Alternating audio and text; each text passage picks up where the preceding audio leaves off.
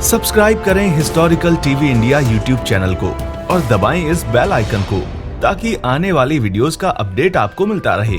School time में आपने इतिहास की किताबें जरूर पढ़ी होंगी, लेकिन आप में से बहुत से लोग नहीं जानते हैं कि इतिहास वास्तव में कितना दिलचस्प है। उदाहरण के लिए, क्या आप जानते हैं कि शहीद भगत सिंह के शव को 2 बार क्यों जलाया गया था? और क्या आप जानते हैं कि भारतीय इतिहास में एक ऐसी महिला भी हुई है जिसने 22 बलात्कारियों को एक लाइन में खड़ा करके मार डाला था? या फिर आपको पता होगा कि दुनिया में एक ऐसा महादेव का शिवलिंग भी है जो 5500 वर्ष पुराना बताया जाता है। आज हम ऐसे ही अनसुने इतिहास के बारे में चर्चा करेंगे जिन्हें जानकर आप आश्चर्यचकित हो जाएंगे।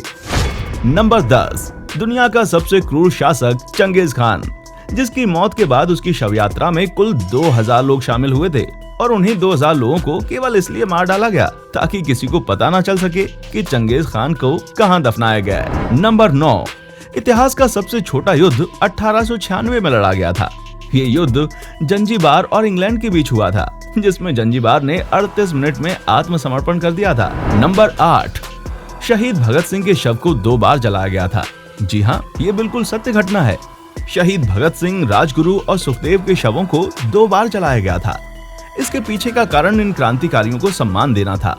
दरअसल आजादी के इन क्रांतिकारियों को मारना अंग्रेजों के लिए इतना आसान नहीं था, इसलिए इनको धोखे से मारा गया था।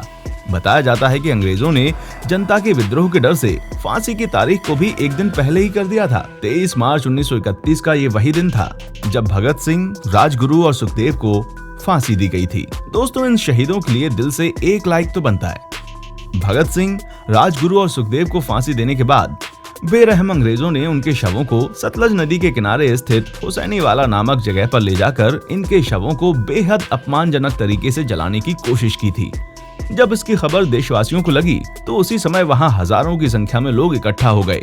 बेकाबू भीड़ को अपने करीब आता देख अंग्रेज उनके अधजले शवों को छोड़कर वहां से भाग निकले। फिर लोगों ने जलती हुई आग से उनके शवों को बाहर निकाला। इसके बाद देशवासियों ने इन वीर सपूतों का अंतिम संस्कार लाहौर में स्थित रावी नदी के किनारे करने का फैसला किया।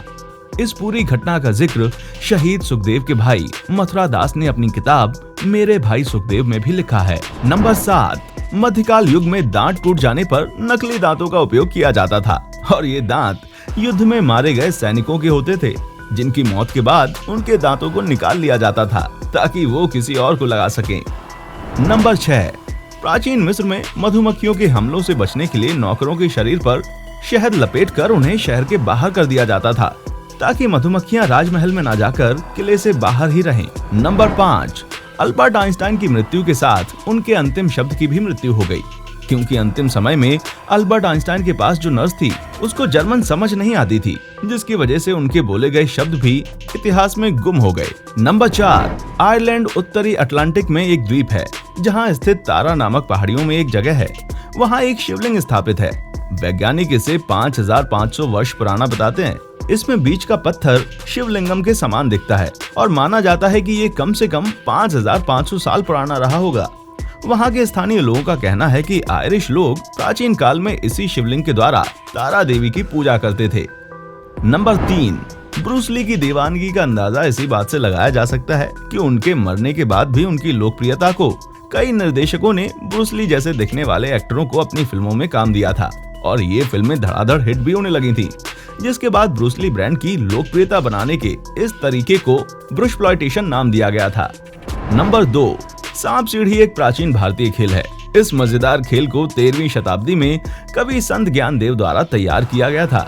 इसे मूल रूप से मोक्षपट भी कहा जाता है। नंबर 1, बलात्कारियों को सही सजा इतिहास में सिर्फ एक महिला ने दी थी, जिसने 22 बलात्कारियों को एक लाइन में खड़ा करके सीने में गोलियां मार दी थीं, और वो बहादुर महिला थी फूलन देवी।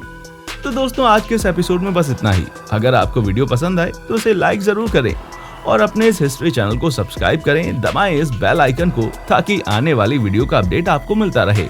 धन्यवाद।